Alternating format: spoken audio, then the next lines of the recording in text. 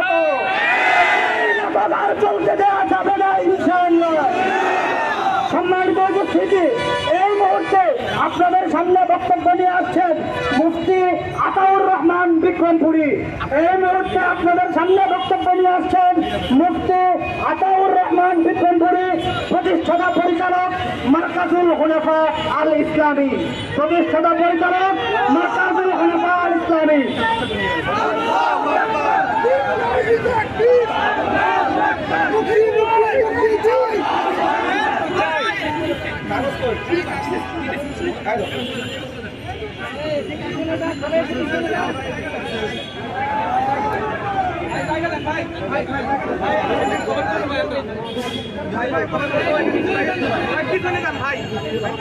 আসসালামু আলাইকুম ওয়া রাহমাতুল্লাহি ওয়া বারাকাতুহু। আপনারা কথা বলবেন না আমি বলবো? Silent silent. ইন্নাল হামদুলিল্লাহ, নিঃসন্দেহে সকল প্রশংসা আল্লাহ তাআলার জন্য। নাহমাদুহু, আমরা তার প্রশংসা করি। ওয়া নাস্তাঈনুহু, তার কাছে সাহায্য চাই। ওয়া নাস্তাগফিরুহু, তার কাছে ক্ষমা প্রার্থনা করি। ওয়া নাউযু বিল্লাহি মিন শুরুরি আনফুসিনা, আমরা আমাদের নফসের ধোঁকা থেকে আল্লাহর কাছে আশ্রয় চাই। ওমিন সাইয়্যাতি আমালিনা, এবং কর্মের খারাপি থেকে আশ্রয় চাই। মান ইয়াহদিহিল্লাহু ফালা মুদিল্লা লাহু, আল্লাহ তাআলা যাকে সঠিকভাবে পরিচালিত করেন তাকে কেউ পথহারা করতে পারে না। ওয়া মান ইউদ্লিলহু ফালা হাদিয়া লাহু, আল্লাহ তাআলা যাকে পথহারা করতে চান তাকে সঠিক পথ দেখানোর কেউ নেই। আশহাদু আল্লা ইলাহা ইল্লাল্লাহু ওয়াহদাহু লা শারীকা লাহু, আমি সাক্ষ্য দিচ্ছি যে আল্লাহ ছাড়া আর কারো দাসত্ব করা বৈধ নয়। তিনি সৃষ্টি এবং বিধান দেওয়ার ক্ষেত্রে একক, এবং সৃষ্টি এবং বিধান দেওয়ার ক্ষেত্রে তার কোনো শরীক নেই। ওয়া আশহাদু আন্না সাইয়্যিদানা মাওলানা মুহাম্মাদান আবদুহু ওয়া রাসূলুহু, আমি আরো সাক্ষ্য দিচ্ছি যে হযরত মুহাম্মদ মুস্তাফা সাল্লাল্লাহু আলাইহি ওয়াসাল্লাম আল্লাহ রাব্বুল আলামিনের সর্বশ্রেষ্ঠ বান্দা এবং সর্বশেষ বার্তাবাহক। সংগ্রামী তাওহীদি জনতা, আজকের এই বৈষম্যহীন কারামুক্তি আন্দোলনের লক্ষ্য এবং উদ্দেশ্যের সাথে আপনারা কি শতভাগ একাত্মতা পোষণ করেছেন? এর ভবিষ্যতের ফলাফল কি আপনারা আশা করেন? আশা করতে গেলে সবসময় শুধু ঘাম যায় না, অনেক সময় রক্তও যায়। কথা কম, আমি যেটা বলবো,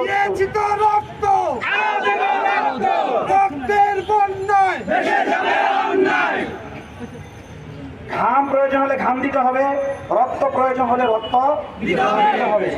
বাঙালি জাতি পচা আদর্শের জন্যই যদি রক্ত দিতে জানে, তাহলে আল্লাহ সুবহানাহু ওয়া তাআলার মহান দিনের জন্য কি রক্ত দিতে পারবে না?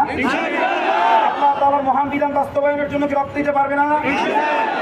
আমি আপনাদের কাছ থেকে আলোচনার আগেই প্রতিজ্ঞা নিতে চাই, আপনাদের এখানে যারা নিফাক যুক্ত আছেন তারা চলে যান। যাদের ভিতরে নিফাক আছে কথা শোনার প্রয়োজন নেই।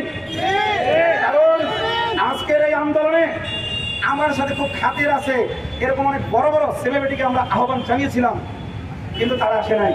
এই সাবজেক্টে দাওয়াতের কথা ভুলে গেছি, মহব্বত করি, একই সাথে আমরা একই মসজিদে খুতবা দেই, কিন্তু ওনাকে দাওয়াতটা আমি ভুলে গেছি।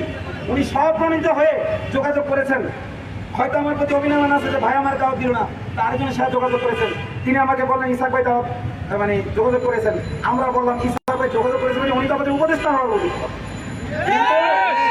আপনারা জানেন যে এই আন্দোলনটা খুব তাড়াহুড়া করে, তাৎক্ষণিক এবং সাম্প্রতিক কিছু পরিস্থিতির প্রতিক্রিয়া স্বরূপ আমরা এখানে একত্রিত হয়েছি। এজন্য আমরা আমাদের সমন্বয়কে সেভাবে কি করতে পারি নাই, যুক্ত করতে পারি নাই। একটা উদাহরণ দিলাম মাত্র, আরও এখানে অনেক আছেন যাদেরকে আমরা দাওয়াত করি নাই, কিন্তু দিনকে ভালোবেসে ইসলামকে ভালোবেসে চলে এসেছেন। অনেকে মনে করেছে অমুক বড় সেলিব্রিটিকে নেন তাহলে আমি যাব, তমুক বড় সেলিব্রিটিকে তাহলে আমি যাব। আমি বলতে চাই, আল্লাহর দিন কি কোনো সেলিব্রিটির মহতাজ? আল্লাহর দিন কি কোন তাকওয়াহীন ব্যক্তির মহতাজ? মহতাজ শব্দের অর্থ মুখাপেক্ষী। আল্লাহর দিন কি কারো মুখাপেক্ষী? আল্লাহ বলেছেন ইন্না নাহনু নাযালনা যিকরা ওয়া ইন্না লাহু লাহাফিজুন। এই কোরআন, এই দিন আমি পাঠিয়েছি পৃথিবীতে এবং এর হেফাজত আমি আল্লাহ নিজেই করব। আল্লাহ নিজে যে জিম্মাদার নিয়েছেন, এই জিম্মাদারি কেউ যদি আল্লাহর পক্ষ থেকে পালন করে তাহলে সে কত সম্মানিত, কত সম্মানিত। 16 বছর যাবৎ তাদেরকে সম্মান দেওয়া হয়েছে আয়না ঘরে নিয়ে। 16 বছর যাবৎ তাদেরকে সম্মান দেওয়া হয়েছে জেলের অন্ধকার কারা মানে একেবারে কুঠুনিতে নিয়ে সাধারণ যে সকল কয়েদিরা রয়েছে তারা মানবাধিকার পায়। কথিত মানবাধিকার সংস্থাগুলো আওয়ামী দুঃশাসনে আমাদের কথা শুনবে তো দূরের কথা, আমাদের কাছে যাওয়ারই সাহস পেত না। এক একটা জেলার এবং এক একটা সুপার জেলা, এক একটা সরকার, এক একটা জেলখানা যেন আলাদা একটা রাষ্ট্র। সেখানে এই হিন্দুত্ববাদী জেলার এবং সুপাররা যা বলে সেটাই যেন সেখানে কি আইন, সেটাই আইন। ওরা মুখ দিয়ে যা বলে, তারা আমাদেরকে সবক শোনায় পবিত্র সংবিধানের, অথচ এই সংবিধানের প্রতি ন্যূনতম কোনো সহমর্মিতা, তারা যে সংবিধান তৈরি করেছে এর প্রতি ন্যূনতম কোনো সহমর্মিতা, কোনো ভালোবাসা, কোনো শ্রদ্ধাবোধ তাদেরই নাই। এটা সবচাইতে বেশি আইনে আছে। তাহলে 16 বছর যাবৎ যারা মানুষকে আয়না ঘরে নিয়ে রেখেছে, না খাইয়ে কঙ্কাল বানিয়ে মেরেছে, তারা কি আসলে তাদের আইনের প্রতি শ্রদ্ধাশীল? কোরআন সুন্নাহর প্রতি তাদের কোনো শ্রদ্ধা নেই। তারা যে মানব আইন তৈরি করলো ওইটার প্রতিও কি কোনো শ্রদ্ধা আছে? শ্রদ্ধা আছে? নাই। আর আমরা মুসলিম হিসাবে আমাদের শ্রদ্ধা কার আইনের উপর? কার আইনের উপর? কার আইনের উপর? আল্লাহর আইনের উপর। আমাদের এক ভাই পতাকা নিয়ে এসেছেন, আমরা আনতে বলি নাই, নিয়ে এসেছেন। আমি খুতবার মধ্যে যে কালিমা বললাম ওই কালিমাই তো পতাকা লেখা। সেই পতাকা আমাদের স্টেজ থেকে অবনমিত করতে বলা হয়েছে। আমি আন্দোলনের কোনো দায়িত্বশীল না, এই মুহূর্তে পদত্যাগ করলাম। আমি ব্যক্তিগতভাবে আতাউর রহমান বিক্রমপুরী ইন্ডিভিজুয়াল একজন মানুষ হিসেবে পতাকা উত্তোলন করতে বলছি। আর্জেন্টিনার পতাকা যদি এদেশে উঠতে পারে,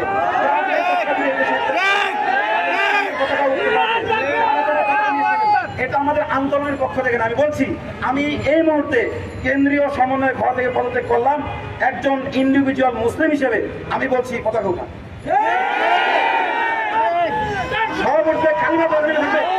আপনারা মনে করছেন এই পতাকা নেমে থাকলে তাগুত আমাদের সহযোগিতা করবে, তাগুত আমাদের প্রতি সহমর্মিত দেখবে?